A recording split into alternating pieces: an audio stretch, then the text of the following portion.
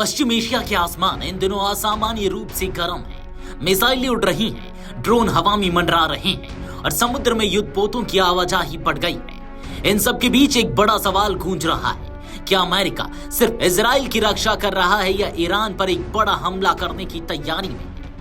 Iran और Israel के बीच लंबे समय से चले आ रहे तनाव ने हाल के हफ्तों में युद्ध जैसे हालात पैदा कर दिए हैं। इस संघर्ष की आंच में अब अमेरिका भी खुलकर शामिल होता दिखाई दे रहा है। हालांकि अमेरिका ने अभी तक इसे सिर्फ रक्षात्मक कार्रवाई बताया है, लेकिन उसके हथियारों और सेनाओं की तैनाती कुछ और ही संकेत दे रही है। ईरान की ओर से इजराइल पर दागे गए ड्रोन और मिसाइलों को मार गिराने के लिए अमेरिका ने पश्चिम एशिया में जबरदस्त सैन्य ताकत तैनात की है। अमेरिकी युद्धपोत, लड़ाकू विमान और एयर रिफ्यूलिंग टैंकर्स इस समय इलाके में सक्रिय हैं।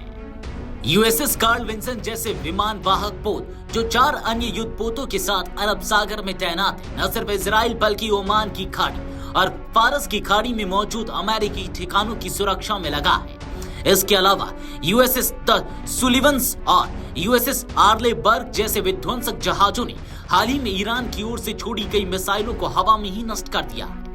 इन ऑपरेशनों के दौरान अमेरिका ने कहा कि वह सिर्फ इजराइल की रक्षा कर रहा है, लेकिन इन हमलों की तीव्रता और तैयारी को देखकर कुछ विशेषज्ञ मानते हैं कि यह सिर्फ बचाव नहीं बल्कि बड़े हमले की पूर्व तैयारी हो सकती है। अमेरिकी राष्ट्रपति डोनाल्ड ट्रंप भी इस मामले में आग में घी डालने का काम कर चुके हैं। उन्होंने सोशल मीडिया पर पोस्ट करके कहा कि ईरान से अब धैर्य खत्म हो रहा है। ट्रंप पहले भी कह चुके हैं कि ईरान के परमाणु हथियारों का अंत जरूरी है। अगर जरूरत पड़ी तो अमेरिका इस दिशा में बड़ा कदम उठा सकता है। ट्रंप की इस टिप्पणियों को लेकर अटकलें तेज हैं कि अमेरिका अब ईरान के परमाणु ठिकानों को बंकर बस्टिंग बमों से निशाना बना सकता है, जिनका उपयोग भूमिगत गहराई में छिपे ठिकानों को नष्ट करने के लिए होता है।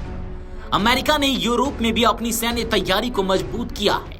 इंग्लैंड, स्पेन, जर्मनी और ग्रीस में अमेरिकी वायुसेना के लड़ाकू विमान और एयर रिफ्यूलिंग टैंकर्स तैनात कर दिए गए हैं।